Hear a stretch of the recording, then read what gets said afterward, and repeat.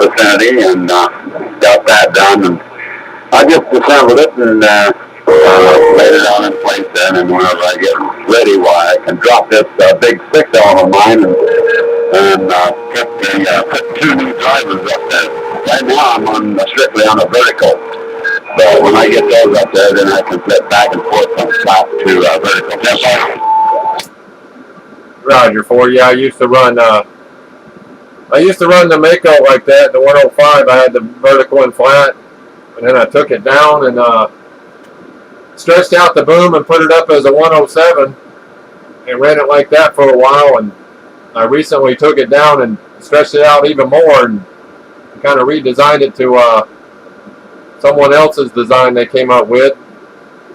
So, well, I like it the way it is, man. And I just hope it holds up in the weather. When we get some nasty storms, I hope it doesn't snap in half up there or something. But it talks good, man.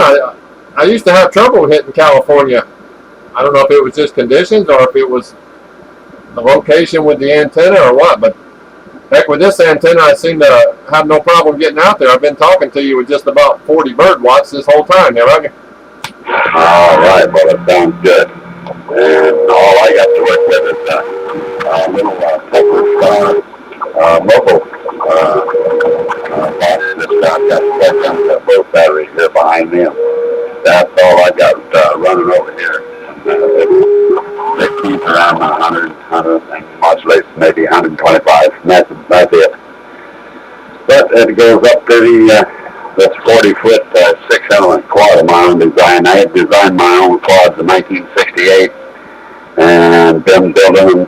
And got a common law patent on it to protect myself. And I just been fooling around, modifying and experimenting. I've always been on the vertical side, and I've never had any problem.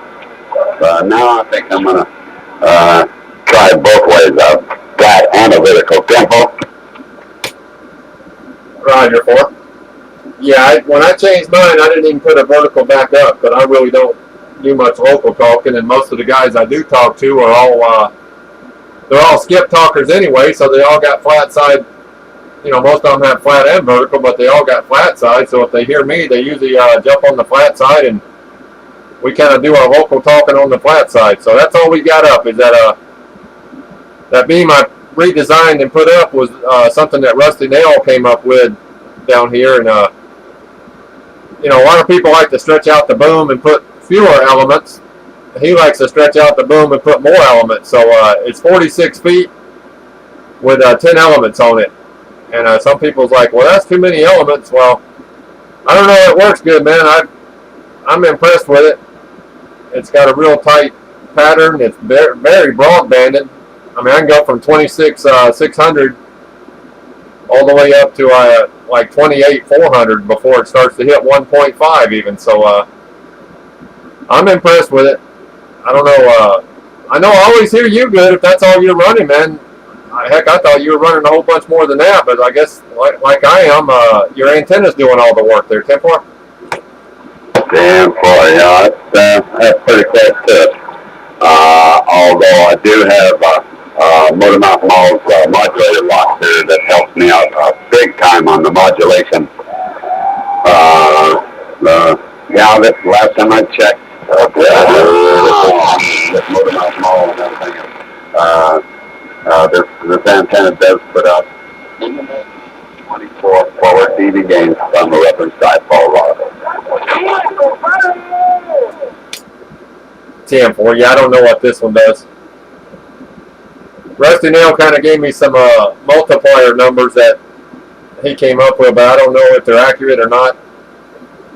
All I can say is that it works better than what I had, and I'm impressed with it, you know. So and I'm happy with it. That's all that matters. Who cares what it comes out to on a calculator? It's how much you can get people to you know, call your name and answer you when you're not running a whole bunch of power there, right? All the way, you bet, absolutely. Yeah, I played around with this thing for 3 months with a field string leader. I come up with a longer spacing wavelength and it gives me the most forward gain. So that's it. That's why I burn them 40 feet, and I've got 6 elements up there. So that's and it's been doing me a great job on the vertical side. I have noticed messing around with the flat driver on the rotary on the 2 feet off the ground, flipping back and forth.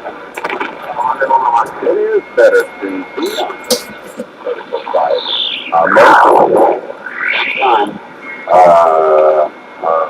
your signal rolls from here to here. And it could be the vertical side when it gets here, it could be in the horizontal side. So that's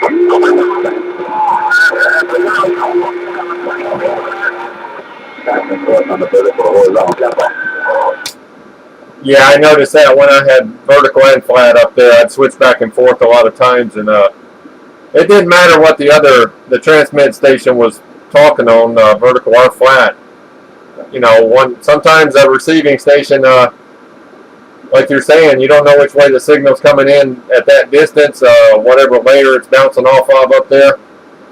But yeah, I'm kind of limited. Like I said, I just got a flat side up there now, and I figure if I can't hear them on flat side, then you know, oh well, I'll catch them next time. So that's all we're running at the time. But yeah, I agree with you, because I found that out when I had both of them up there, man. You could switch back and forth, and you know, some people would bring on top of the pile up, and other people would drop them down in the mud somewhere. And it all depends on, like you're saying, when it comes down to your antenna, which direction it's coming down, I guess. Alrighty. Alrighty, yeah, I've been playing around with it for quite a few years.